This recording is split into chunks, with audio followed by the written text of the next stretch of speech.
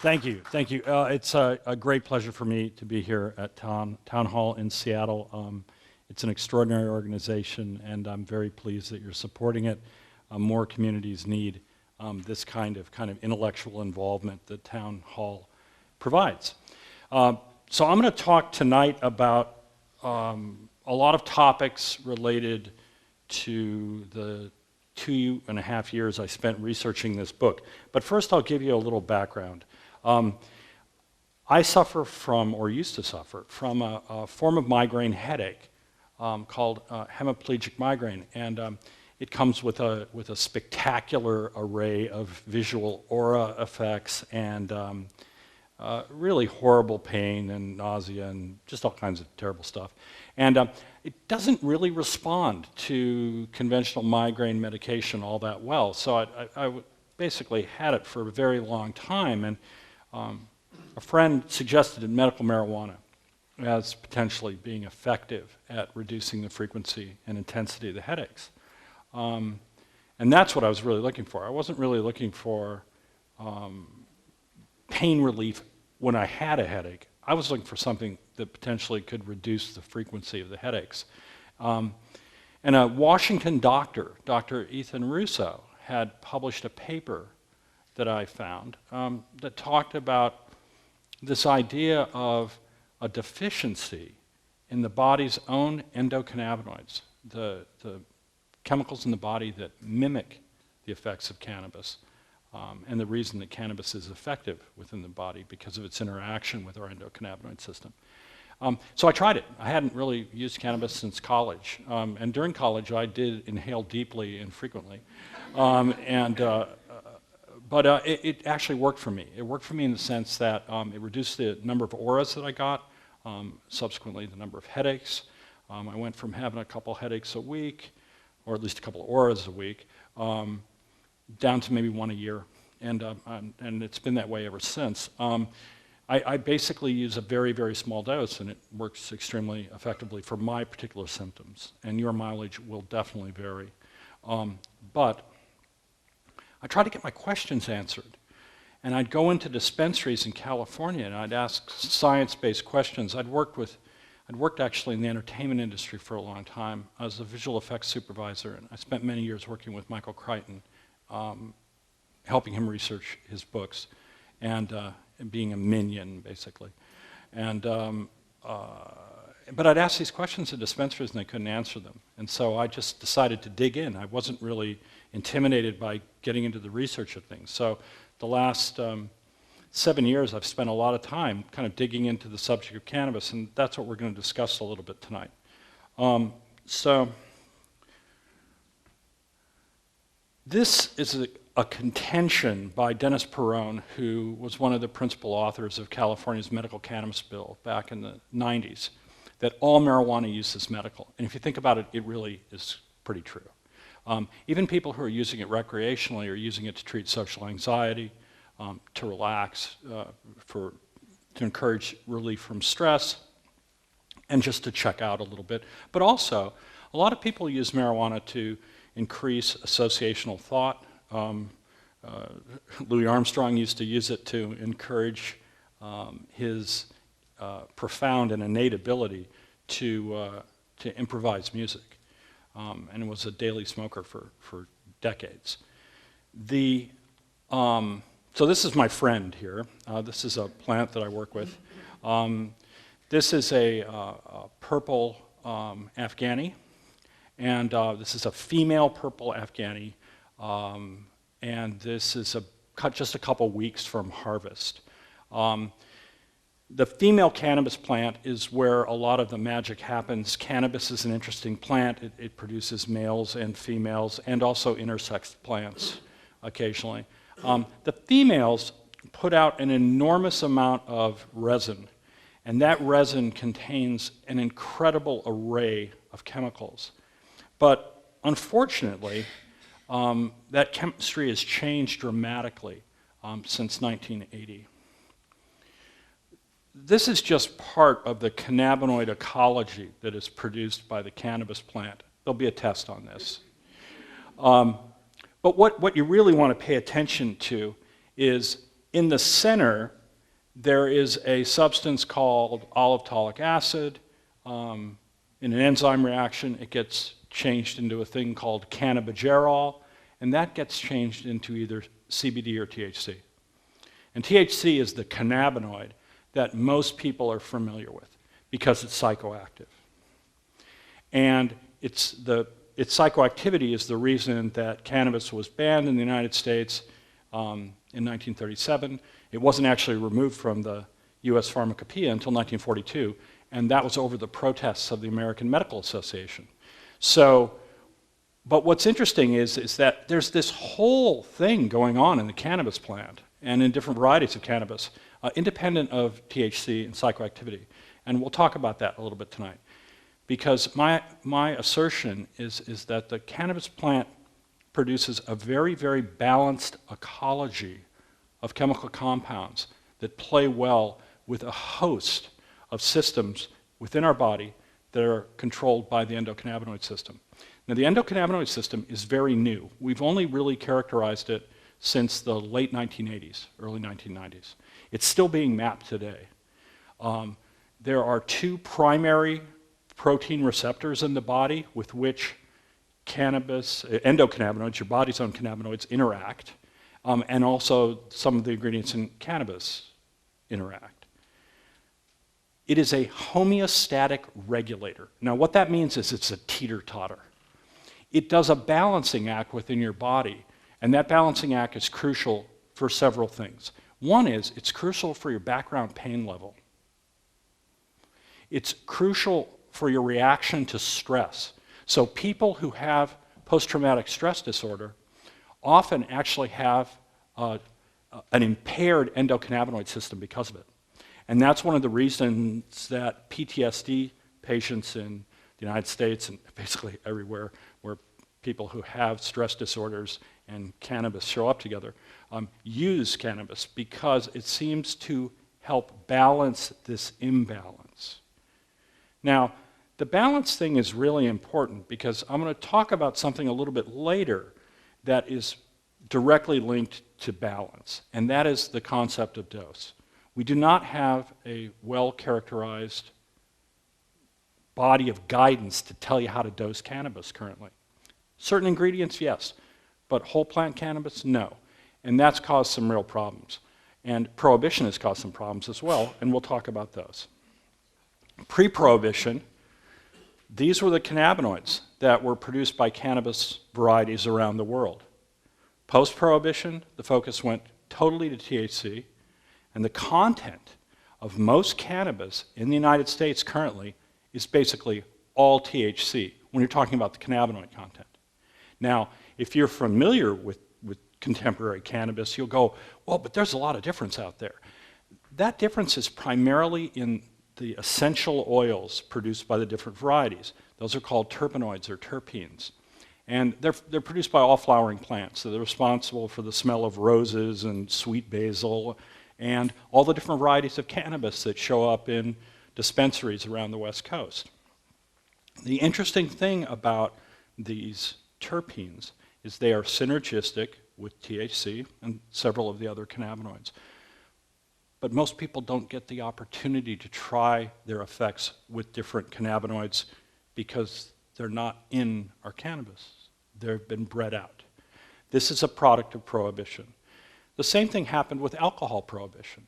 With alcohol prohibition, you saw beer being the most widely consumed beverage, alcoholic beverage in the United States, virtually disappeared during prohibition, and the consumption of spirits went way up. And the reason is prohibition ensures one thing, that the active ingredient that everybody is chasing will be emphasized. So it wasn't a nefarious scheme. It wasn't this thing where people intentionally bred out all these other cannabinoids. It's just that when people who are growing marijuana smoke the crop, they say, oh, that's stronger than last year's, let's grow that. And that went on for decades. And so we saw the marijuana from the 1960s that was typically 2 to 3% THC. Today, the average in California is 14%. There are outliers up over 30 now, which is extraordinary. If you think of a plant producing 30% of its dried weight of its tops in one single secondary metabolite. That is an extraordinary feat of kind of informal engineering of a plant's ability to produce chemicals. So what we're left with today is kind of boring, actually. And another factor in prohibition was that pre-1980, now that black spot, this is not a particularly good photograph and I apologize for it, that black spot is a Labrador Retriever, okay? And a very nice one. And that giant thing behind him is the Santa Cruz haze. And the thing that's interesting about that haze is that haze did not finish until the second week of January outdoors. Now, why is that important? Because that's a very long time between May and the second week of January to have anything growing in your yard that people want to arrest you for. Okay, now think about it. I mean, really, and it gets very big. These plants get up to 22 feet. Okay, I mean, that's a big plant. And they don't really produce, they produce a lot, but not the crazy amounts that we see today. And this marijuana in 1974 in Santa Cruz was $400 an ounce and it came in a redwood box. And it was considered the best cannabis in the world at the time. And what's really interesting was, it didn't just consist of THC. It had a lot of THC, but it also had a healthy portion of another cannabinoid called CBD. And we'll talk about that in a little bit. On the hippie backpacker trail in the 1970s, people spread out and went to places like Afghanistan and Pakistan and Kashmir and Nepal and up on the Tibetan Plateau and down into Southeast Asia. Some people got trips to Southeast Asia that weren't volitional. They got them courtesy of our government. But they were exposed to lots of different varieties of cannabis, because the interesting thing about cannabis is cannabis localizes very quickly. So even though cannabis has been around for a very long time, when it gets somewhere, it develops characteristics of its own related to the region and how people are using it. So post-1980, they came back with seeds from Afghanistan. And this was a short, squat plant that was really bushy, very high THC content, no CBD, all right? And this was perfect for indoor cultivation. And this Afghan #1 changed cannabis forever in the United States and subsequently around the world. And it is very, very, very hard to find any plant out there today that doesn't have genes from this plant. And the reason we know that is it produces a particular terpene called myrcene. And myrcene is responsible, it's currently thought, for some of the indica effect of cannabis, which is a more sedating effect. The previous giant plant, psychedelic, more of a high. This one, definitely more stony. Okay? And you can see that because it was a high THC producer, it was a big yielder, and it was easy to conceal, and it finished flowering in some versions of this in late August. But a lot sooner than these giant plants that had been grown previously, this became the norm. And this changed cannabis chemistry. And it's really interesting, because if you talk to people who smoked cannabis back in the day, and then try it now, it's like, oh, it's way too strong. It's not, this isn't what it used to be like. This is way, I used to be able to sit down and smoke a joint of this. I'd take 2 hits of this and I'm under the table. And the reason is, it's just prohibition has forced the chemistry of cannabis in a particular direction, the direction of prohibition. And now it's time to change that. Now, things have changed. And what has changed is enlightened states like Washington and California, and now around 25 states, have adopted medical marijuana laws. And because of GW Pharmaceutical over in England, that became very interested in CBD early, and Project CBD in California that kind of evangelized this other cannabinoid up and down the West Coast, we now have varieties that produce THC and varieties that produce CBD and some varieties that produce both. CBD is non-psychoactive. You could smoke it all day long and you would never get a normal high. But from a medicinal standpoint, it's fascinating. one of the biggest things that it does is it kills anxiety like Raid kills cockroaches. It's really an effective anti-anxiety medication and has been studied as such, especially in Brazil. And what they found is that the thing that scares people more than anything else is public speaking. And so they designed a thing where you'd get up in front of an audience and talk to 600 people, which terrifies most people. But as you can see, if you take a little CBD, you can get up here. So the thing is they gave them CBD, and they didn't sweat, they didn't have the elevated pulse rate, they didn't have a lot of the symptoms that we normally associate with the kind of social anxiety that's triggered by public speaking. The thing that's really fascinating, though, about CBD and THC together is they are very synergistic together.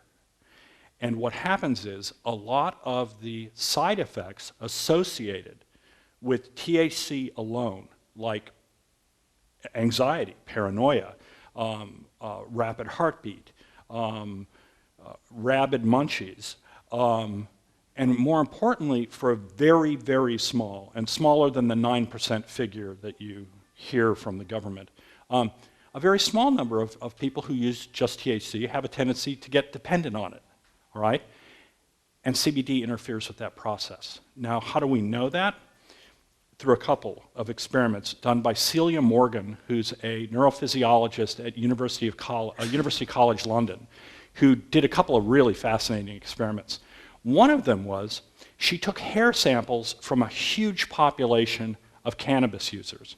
And what she was looking at was evidence that tried to link THC to early adult onset of schizophrenia in certain people, in a certain population. And what she found was this: people who only had THC in their hair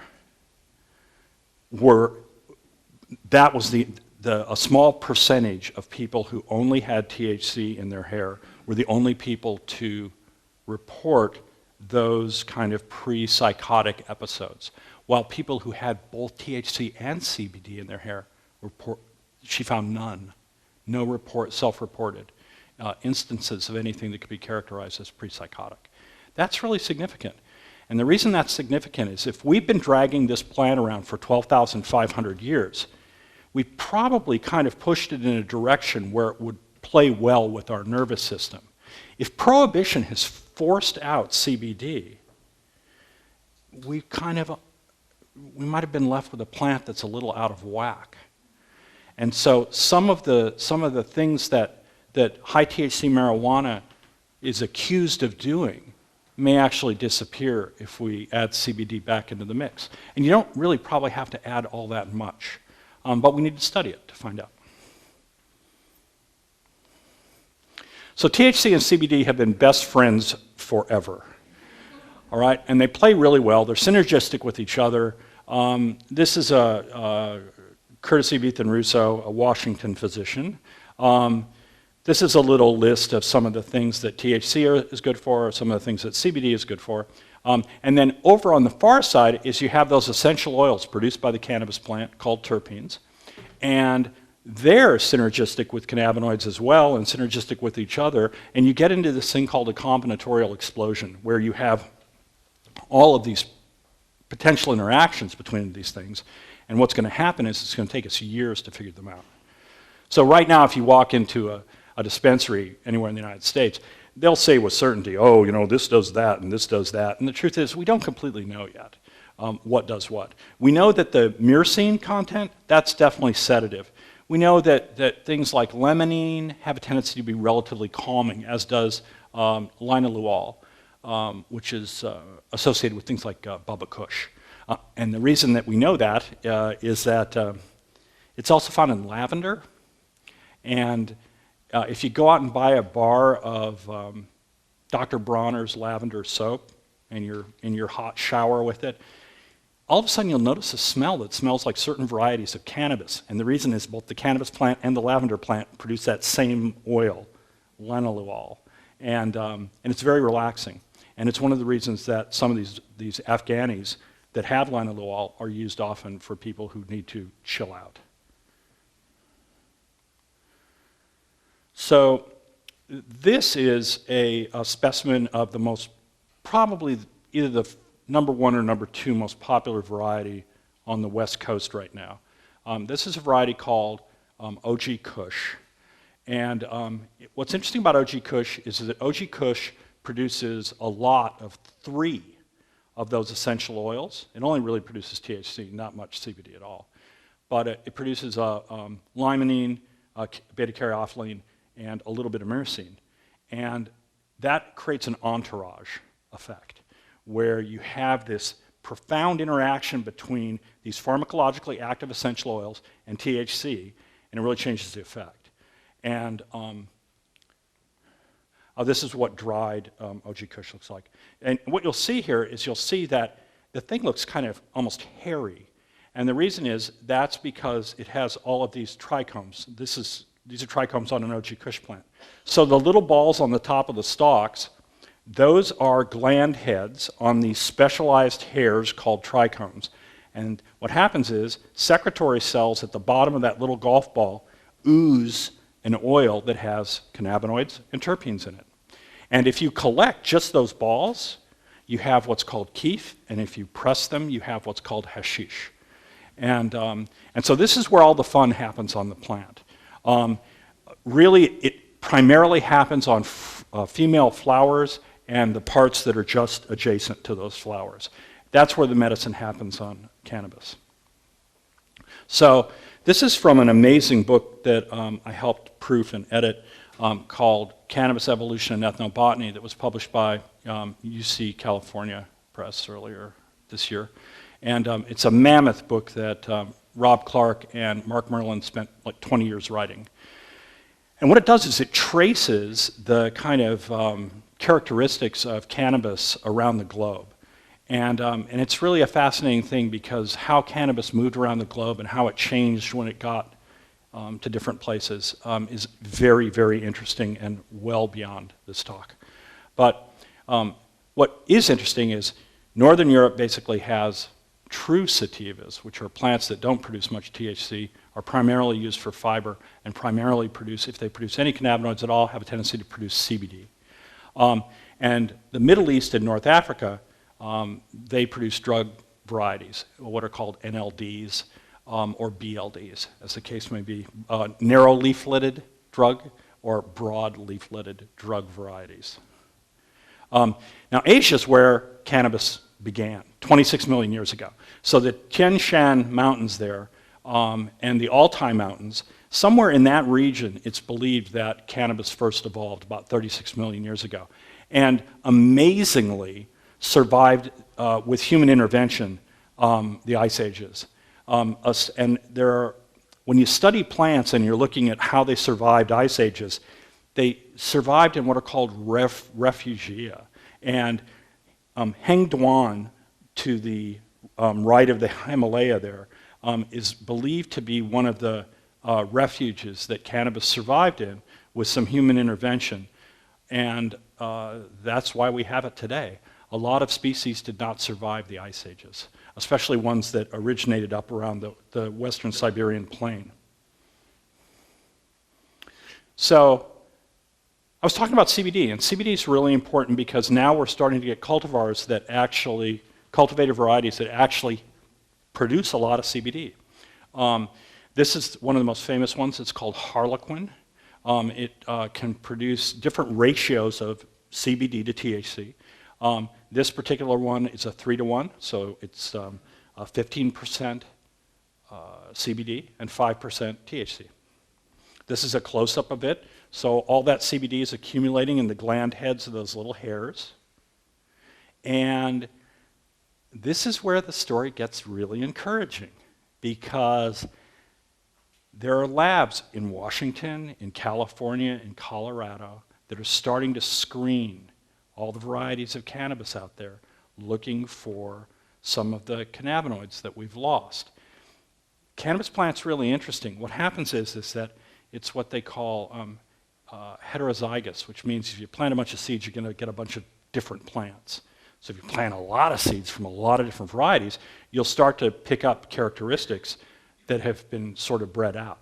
So the good news is that while we're kind of stuck with a lot of high THC cannabis today, the other stuff's still out there. We just have to find it. So these labs are now screening for it. And in a post-prohibition environment, what we're going to see is we're going to see the return of a lot of these cannabinoids that currently we don't have available. A couple of them are insanely interesting. THCV. So THCV is a tetrahydrocannabivirine, is a variant of THC that is, depending on who you ask, either mildly psychoactive and short-lived or not psychoactive at all, and I'll explain that in a minute. But what's really interesting about it is it's an antagonist at the receptor, which means that it does different things. Instead of giving you the munchies, it has a tendency to retard your appetite. And it's of great interest in metabolic disorders, particularly diabetes. Diabetes is going to be a $500 billion, I'll repeat that, $500 billion annual healthcare hit in the United States by 2020. It is just, it's unbelievable. THCV appears to normalize pancreatic function in early preclinical research in a big way. And what's really fascinating about that is it decreases resistance to insulin. It does a lot of things that are just potentially, from a medicinal standpoint, fascinating. And CBDV, you've probably heard that CBD is being used for pediatric epilepsy in New York right now and in California, where these intractable pediatric epilepsies that do not respond to conventional anticonvulsant medication are being successfully treated in some of the cases with CBD. And these are intractable cases. These are cases that literally have not responded to other treatments, and because they're pediatric epilepsies and because they can be potentially fatal, it's devastating. And so the idea that a plant drug that really doesn't exhibit a lot of side effects is potentially effective is really great. What's even more interesting is the percentage of kids that don't respond, that don't have reduction in their seizure frequency or intensity from CBD, they may respond to CBDV. But CBDV is even rarer than THCV, so there's a lot of work right now to try to screen, to try to find and breed plants that produce high amounts of CBDV so it can be extracted and used as some medicine for these kids. These other things like CBC, CBCV, CBGV, we don't even really know what they do yet. They haven't even really been that studied. CBG, which is the precursor to CBD and THC in the plant, what's cool about it is it's a really pretty powerful analgesic. And so there are a few varieties of cannabis out there right now that have THC and a little CBG, and they seem to be excellent choices for pain relief, which is really exciting. Now, I want to talk a little bit about terpenes. So, terpenes are responsible for the smells between different varieties of cannabis, but they're also synergistic with a wide range of cannabinoids. They modify the effects. They take away some of the side effects. They increase the effects of some cannabinoids. They interact with other terpenes. It's very complex. But we're starting to break it down now, and we're starting to see that there are classes of cannabis, instead of sativa and indica, there are classes of cannabis based on the terpenes that are produced by the variety and their cannabinoids.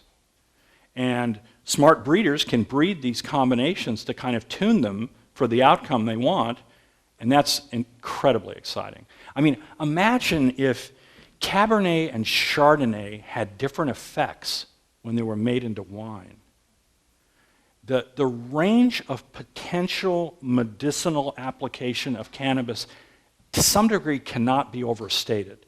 Where it is overstated currently is cannabis cures cancer, okay? Cannabis may cure a few cancers. Unfortunately, there are about 500 different kinds of cancer out there, and a cancer cure typically is considered 5 years cancer-free. There's not a lot of evidence to support this idea that just taking cannabis oil is going to kill your cancer. And in fact, it could kill you faster if it wasn't the right cancer and the right cannabinoid. We need to do a lot more research to understand which cannabinoids and terpenes might address the growth of certain tumors. And there are certain tumors out there that it looks really promising. Glioblastoma, which is a terrible brain cancer, appears to respond to certain cannabinoid therapies. Certain skin cancers appear. Matter of fact, it's gotten to the point with skin cancer preclinical research that if I grew up in Arizona and I spent a lot of time in the sun, and now I'm starting to see dermatological evidence of all the time I spend in the sun. And I use a cannabis cream when I get a skin tag now. And I know actually a couple doctors who do it as well. And I think it's probably going to be kind of a standard thing. That it's going to be a standard herbal remedy. It's not going to replace conventional medicine. It's just going to be an adjunct. And it might actually slow something down before you get to the doctor. So I was talking about terpenes, and when you talk about terpenes, they have certain kind of characteristics about them that we can learn so that you can recognize the smell. And those smells translate into terpene content. Okay? Now this is a really interesting cultivar. This is a cultivar called Pincher Creek. It's from Pincher Creek, Alberta, Canada. They call it green crack in the United States. I like Pincher Creek because I don't think green crack really sends the right message. But what's really interesting about it is it produces a lot of CBG. And so it's a really interesting strain for pain relief. About 10% of its cannabinoid content is typically in CBG when it's well cultivated. It also produces a lot of a relatively scarce, not truly scarce, but relatively scarce terpene called terpinolene. And terpinolene is kind of calming, so something that provides pain relief and is calming can be great for pain patients, especially somebody who's in recovery from, let's say, a surgical procedure or something. The problem with this short guy that I showed you before, though, is it's a myrcene-dominant variety. And because it's been bred and everything to make it small and easy to conceal, if we go back to this, you'll always see a little bit of myrcene down here on the bottom when you test almost anything. It's really unusual to test a variety of cannabis in the United States and not find myrcene. What it means, though, is you probably got something that really existed before 1980. And those things are really rare, not to have been bred into something that has myrcene. So this is the purple that I showed you at the beginning. This is basically a pure myrcene strain. It produces a ridiculous amount of myrcene. Now, myrcene's great. It's sedative. It helps you sleep. It's good pain reliever. It's a real distractor because it basically sedates you. It's a really pretty plant when you shoot it up close, too, because just the purple tissues, which are caused by the same pigment that makes apples red and blueberries blue, is produced by the cannabis plant. So, but pre-1980, these big plants like Hayes here didn't produce a lot of myrcene. It was kind of unusual. And a lot of these, my favorite variety of cannabis of all time was a kind of cannabis that I got for a few years in the 1970s before they stopped cultivating it outdoors in Hawaii, called Kona Gold. And the thing that was really interesting about Kona was a pure pine strain. So it smelled like a Christmas tree. And it had an because pining protects you from the memory effects of THC. So when you smoked it, you didn't forget where your keys were or where you were. The thing that was really interesting about it was really a great variety for hyperfocus. You'd be really hard-pressed to find a high pining strain out there today. They're out there, but they're really, really rare. I mean, you could screen 2,000 varieties of cannabis and not get a high pining hit. It's that rare. But that's what I want to bring back. I want to find those things, and I want to find them and make them more widely available because it's a different effect than what we currently have today. Now, recently, we found a super low myrcene strain. And this was a strain that is probably related to the original Thai stick. Not the Thai stick from the 1970s, but the Thai stick from the 1960s, which was the citrus Thai. That was grown in Chiang Mai and very popular among soldiers in Vietnam. It's a you got to understand what we've lost, okay? This is really important. So I asked Robert Connell Clark, who's one of the world's leading on-the-ground cannabis researchers. He was in Thailand when I was talking to him. I said, so is Thai still around? He said, no, it's gone, long gone, completely gone. There's no great cannabis left in Southeast Asia, all right? Except in one little part of Laos, I guess. And this is a guy who looks, because he's constantly trying to find seeds. And he said, Laos is it. Cambodian's gone, the Vietnamese varieties are gone, the great Thais are gone, and that's really sad. Now, they're still out there in the genes of what we have today, but we have to breed back towards it. But the most exciting thing is we're starting now to see varieties in California that are high in THCV. The Barbie strain I talked about before that may be helpful in metabolic disorders like diabetes. And this is a 50-50 THCV, THC strain. And what's cool is if you breed that into a high CBD strain, it's very likely that you'll get an offspring that produces CBDV. And that's how this works. If you can start to mix and match some of these cannabinoids, you can breed towards something that you currently don't have any access to whatsoever today.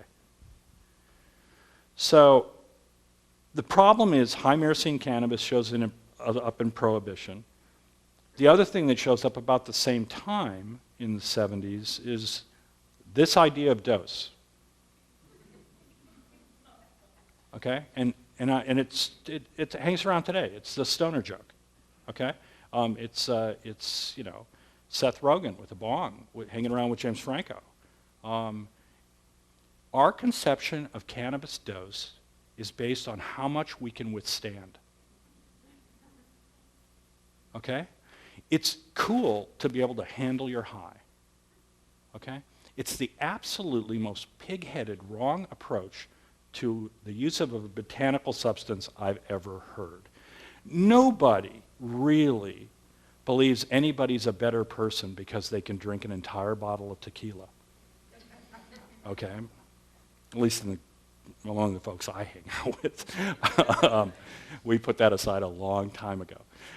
But the reason I bring this up is that there's some really interesting evidence out there for dose response in cannabis. And it's really important if you're going to use it as a medicine. For example, if you have neuropathic pain, which is the pain that's associated with conditions like nerve damage, diabetes, a lot of different things. It's a burning or numbness. A lot of people use cannabis for it, but they don't understand how to dose for it. So they're kind of chasing their tail. They get relief sometimes, they don't get relief, it's inconsistent. The reason is they're using too much.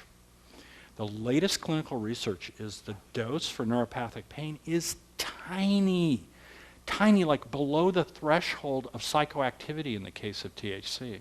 So it's really a small dose. In a new Israeli study, it came out 2 weeks ago, they noted this. And the thing that's really fascinating is there's a lot of stuff coming out now about this. This is a study that was conducted by Barth Wilsey at UC Davis in California. Low dose, low dose, low dose. There's another study, which is really interesting, which was capsaicin-induced pain.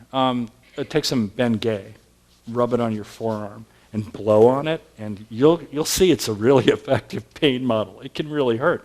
And what's fascinating was low dose, no pain relief. Low dose of cannabis, no pain relief. Moderate dose, excellent pain relief. And here's the kicker. High dose. High dose, no pain relief or increased pain. Now, if you ask people who know cannabis for dose advice, you're typically going to get bad advice, all right? Because there are a lot of dose-dependent effects dependent on the condition, dependent on the variety, depending on the cannabinoid content and the terpene content of what you're using that will affect your dose guidance. But my main dose guidance is stop using so much, all right? And the reason is nobody knows what the long-term effects of cannabinoid receptor downregulation might be. It's never been studied. Now, the good news is they know it's reversible, because what happens is, remember, your cannabinoid system is a teeter-totter, right? So what happens is you take consistent high doses of CBD, your body reacts by reducing the receptor density with which those cannabinoids can interact. That's what tolerance is. It takes more to get the same level of effect. It's because your body is downregulating. You shouldn't downregulate your endocannabinoid system unless you really have to, and you can simply do that by controlling your dose. It's very hard when you have ultra concentrates available that are, 85% THC, and you're taking a dab and doing a dab. I mean, the problem with people who are dabbing cannabis oils now is, where do they go when they're done with that? Where do they go when that doesn't work anymore? Well, the good news is there's good news. The good news is they asked some questions like that at the National Institutes of Drug Abuse. Nora Volkow, a real character. She's the head of NIDA, and she's the gatekeeper for cannabis research in the United States. She's also the great-granddaughter of Leon Trotsky. It's fascinating. She grew up in Mexico City in the same house that Trotsky got the ice axe in. That's a whole nother lecture. My next book, Trotsky and Weed. I'll be upstairs for that one. Okay, so this is a downregulation study. Nora Volkow, ND Volkow, down at the end there. Here's what they did. They took people who smoked up to 30 joints a day. These are people who are pretty downregulated, all right, and obviously have enough time on their hands that they can commit to an inpatient study. Okay? So anyway, they lock them up, effectively, and they don't give them any cannabis for 28 days. And they lock them up.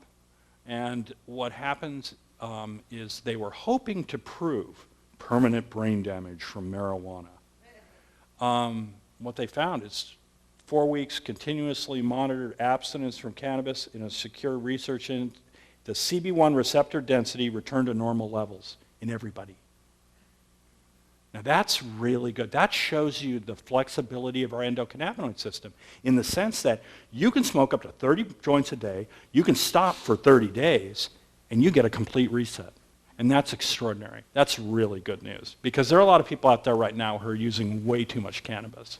But they can get their endocannabinoid system back to a normal state simply by abstaining for a little bit, potentially by reducing their dose, potentially by adding CBD to their THC mix, because another study from University College London showed that what they called the appetitive effects, your desire to use a drug, declined dramatically in high THC cannabis users when they started adding a little CBD to their mix.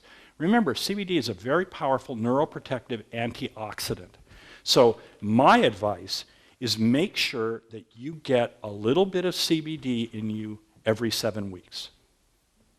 Because there are animal studies that show that CBD every 7 weeks actually extends protection to the brain and the nervous system in hypoxic situations, like if you drown or have a stroke, all right? It's really a big deal. Okay? It's a big deal because it really does seem to kind of cast a protective net that not only protects you against side effects of high THC varieties, but seems to protect you from low oxygen environments, which is really a big deal. And I recommend that people just have a couple grams of a high CBD variety around if you have access to them, which in most medical states you do, and just add that to your mix. And it probably will really pay off over time. That's my guess. Now, let me go back to this slide. So, it's really hard to meter a dose of cannabis. I don't care if you've got a sophisticated vaporizer or you're using lab-tested cannabis. It's tough to meter it, but these folks in Israel just announced this new device right here called Psyche. And each one of those little wedges is a dose. And they're filled with herbal cannabis. And my guess is it's going to be fiendishly expensive because it's filled with really sophisticated electronics, but it's only the size of my palm. It's really little. But what's cool about it is it actually meters how fast you're inhaling and can adjust the dose in real time, depending on your characteristics of inhaling. So a person who's not very strong and really sick can suck on it really slow and get the same dose as somebody who can, basically make it work like a wind tunnel. So it's exciting. Technology like this is coming, and from a medicinal standpoint and even a recreational standpoint, to be able to control your dose is potentially really interesting.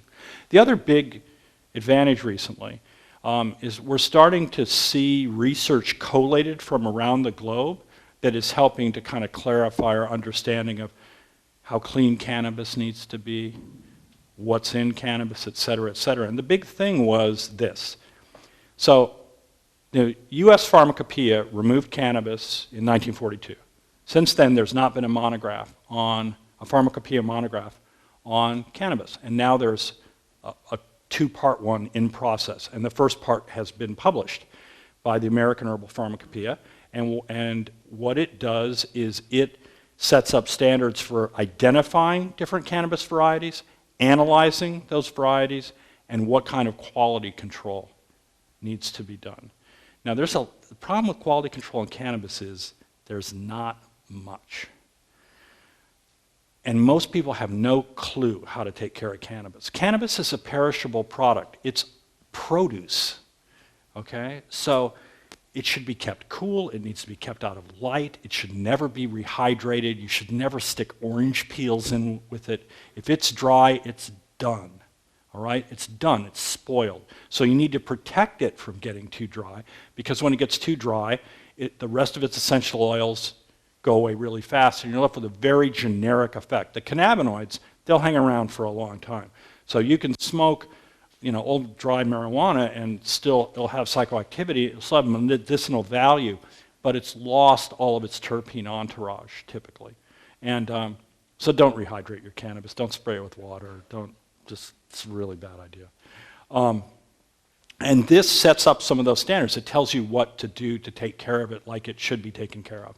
And what's wild is even in adult use states, I still think that the level of quality control on cannabis, it doesn't reach the level that we have for butter, let alone a medicine or something you're going to inhale.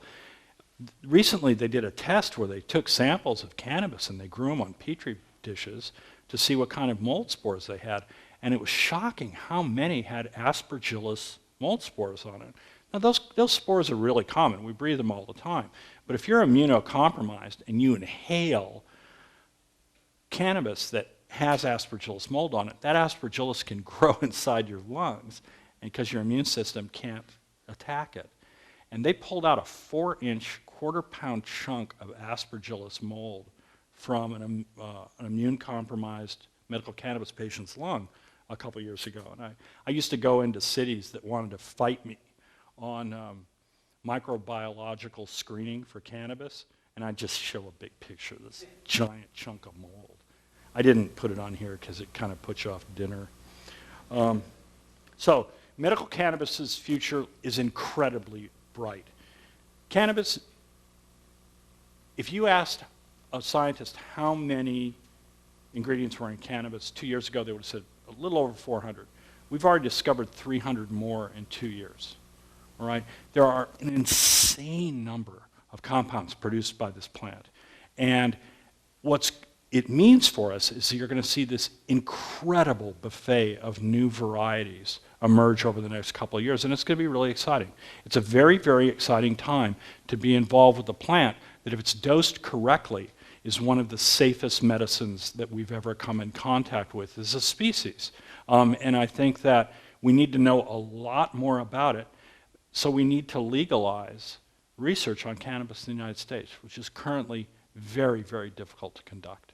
But we have all these unbelievable institutions all over the United States, and many of them in Washington, that could set up programs to study this plant that would really help a lot of people, including people in Washington, but people around the world as well.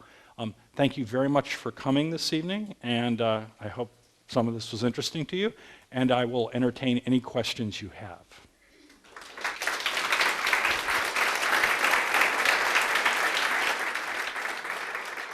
Please. So just in today's New Yorker, there's a letter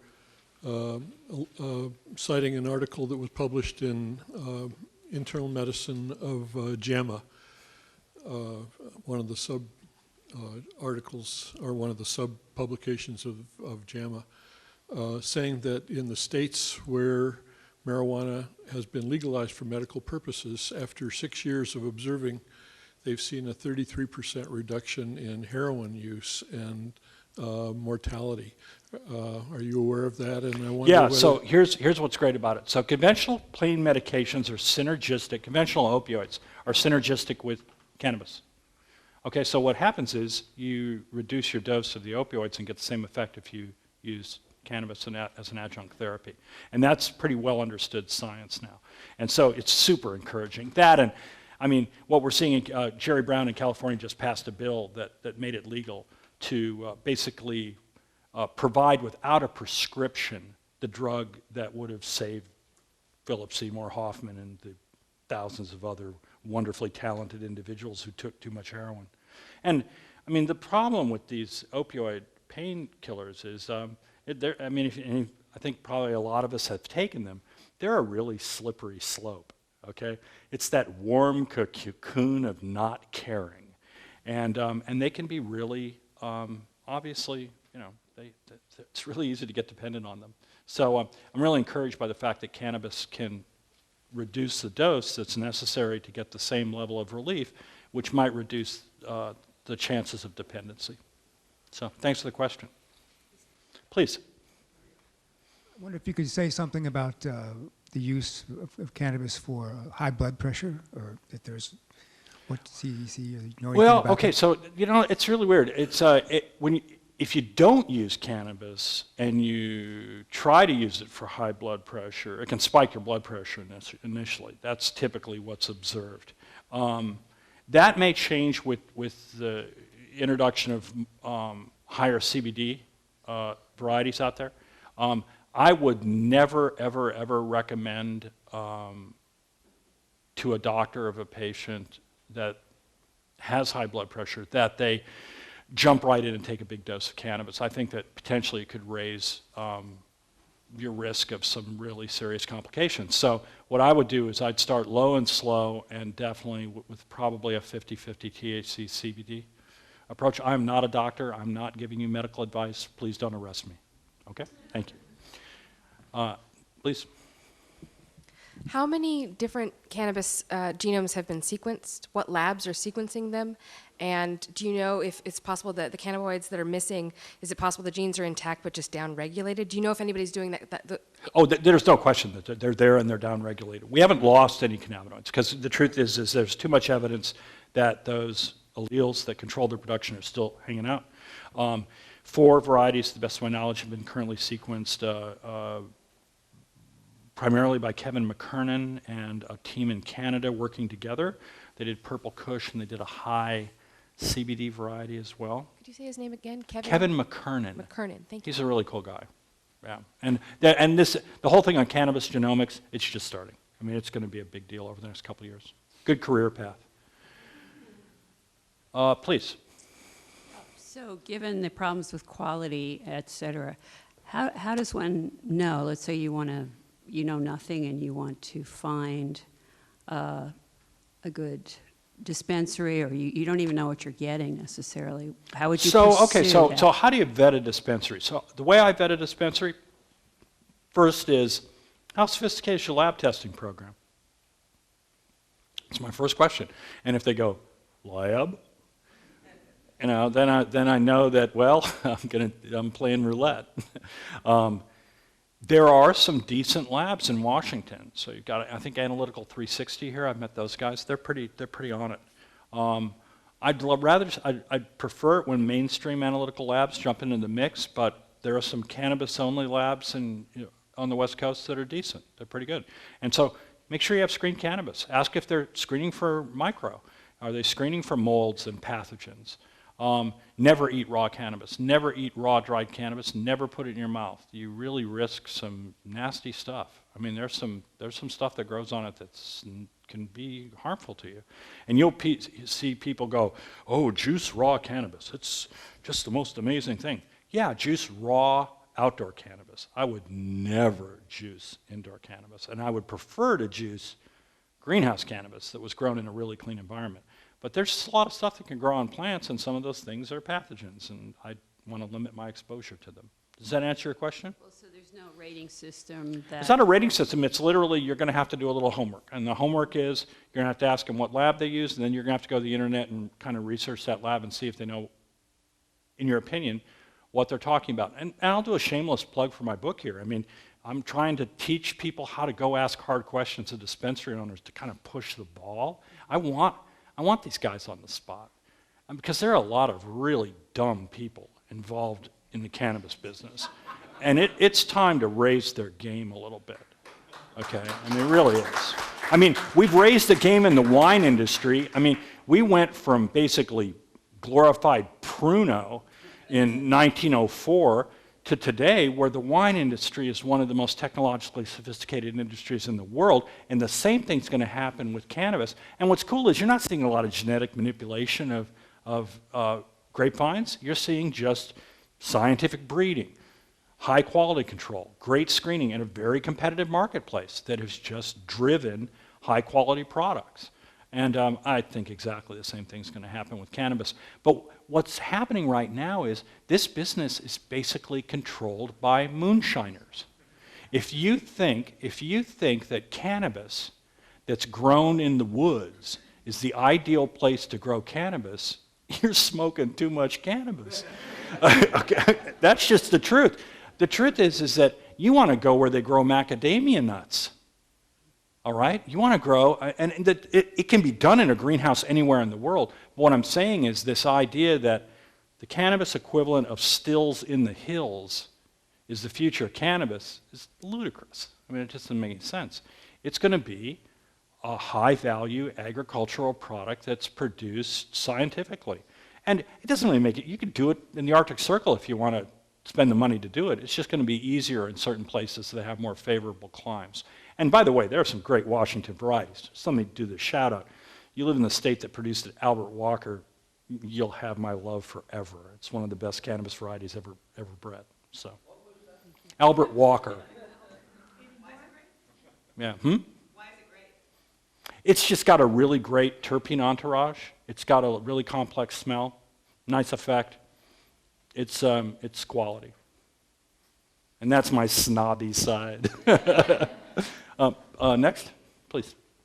So I love the effects of CBD. They're very helpful for several conditions that I have. Mm-hmm.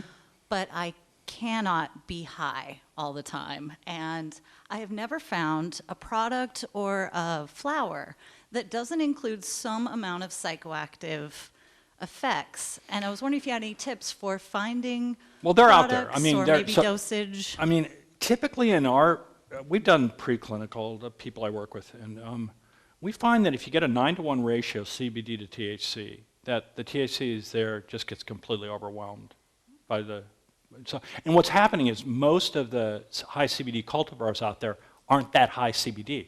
They're 3-to-1, 2-to-1. And so the THC effect will definitely still be there. And in fact, if you take a 1-to-1 THC CBD strain, it's stronger. It's stronger than the THC strain.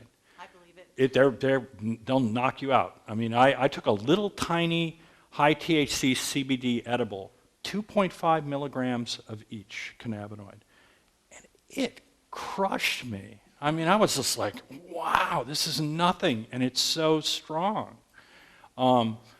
And that just shows you what we don't know. We don't understand these synergies yet. And as the synergies become clear, we'll be able to reduce our dose. It'd be really cool to take something that's only 2 milligrams of this and 2 milligrams of that and have something that's really effective. And that is coming. Answer your question? I think so. Thank you. You're welcome. Please. Hi, I was wondering about your preferred method of delivery, like eating, vaporizing, smoking.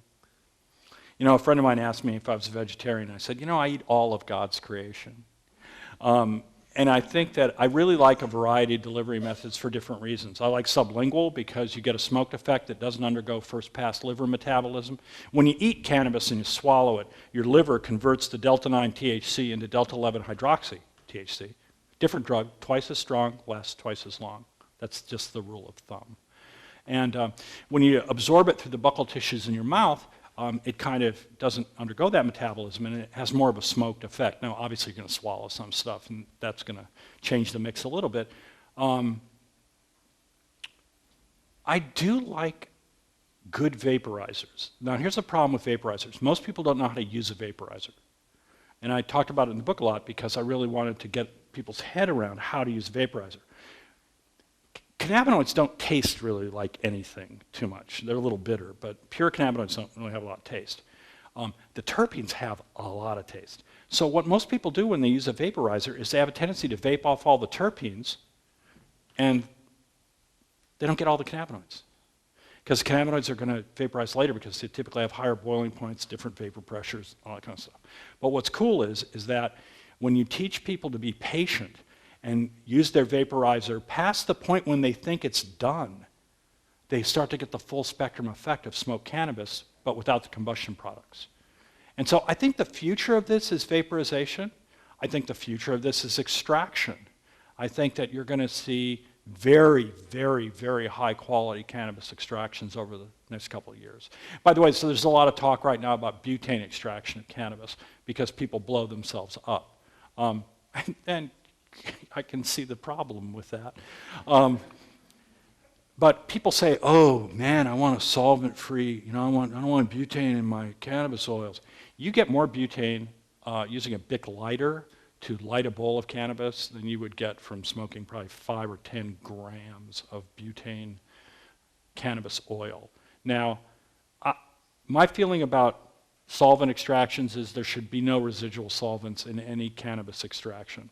And that will come when they are regulated. When you have to do it in an H2 room, when you have to test it to make sure there's no spikes for residual solvent. But what I'm really waiting for is a cannabis extraction that has the entire chemistry of the plant and doesn't modify that chemistry from the raw dried flower to the extraction. Hard to find these days. There's a lot of fakers out there who are saying they're doing it. What they're doing is they're shooting pure terpenes into the extraction, try to bring the entourage back. They're doing a lot of shady stuff. That's because we don't have quality control like we need to. Answer your question? Yes. Thank you. Hi. So right now we're trying to amend 502 to make it better, and also Yeah, don't hire Botec this time. and Sorry. I know Mark Kleiman who runs Botec, and let me tell you, you guys got some bad advice. Great law, sketchy implementation. oh well, Yeah. we're up at the 2-year mark here pretty soon, so we can amend it and make it better. Cool. And then also trying to submit some initiatives this session and get medical solid. What are your views on the difference and similarities? Should they be separate? Should they be together? I'd like to know your opinions I mean, on that. I don't think recreational users or medical users, I don't think either side should be at a disadvantage. I think you should have this rich panoply of cannabinoid and terpene expression in the plant available to everyone who chooses to use the plant.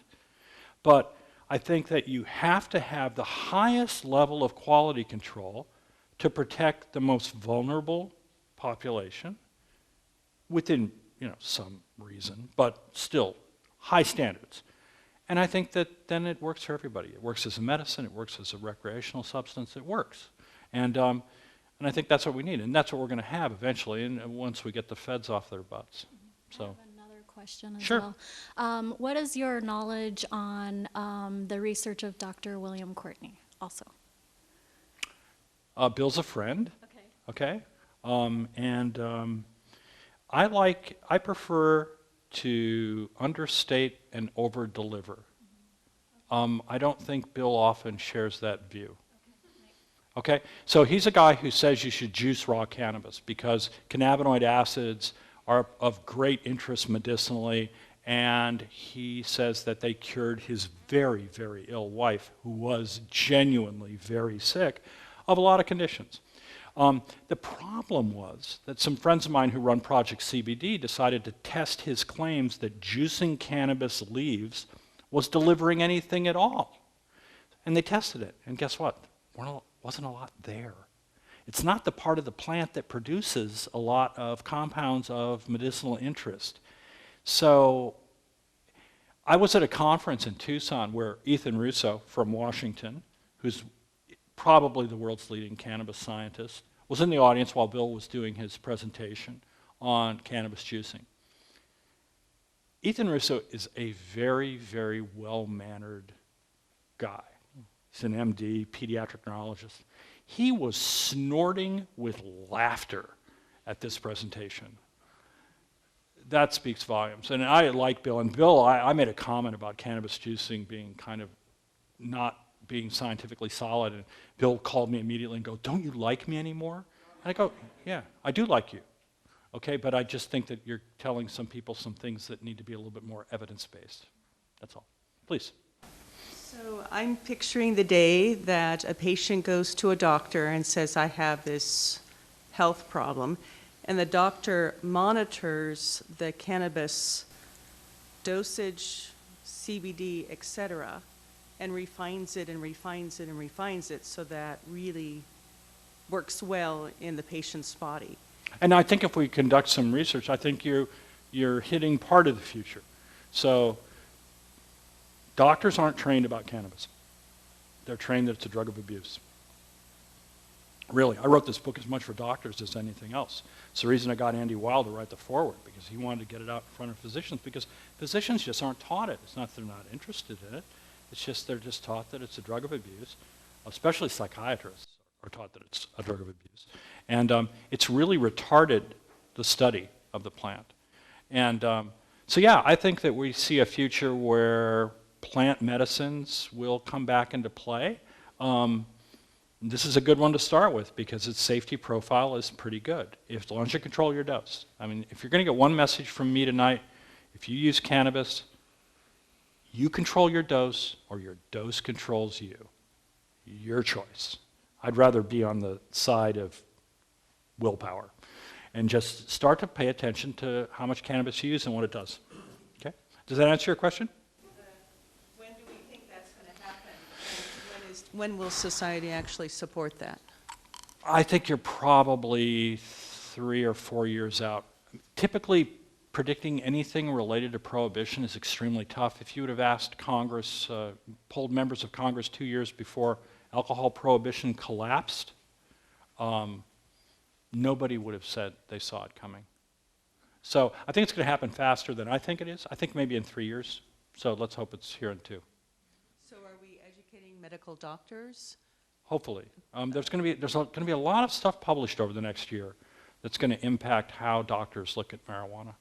There's a book coming out just in a couple of weeks called Handbook of Cannabis that's for basically doctors, very technical.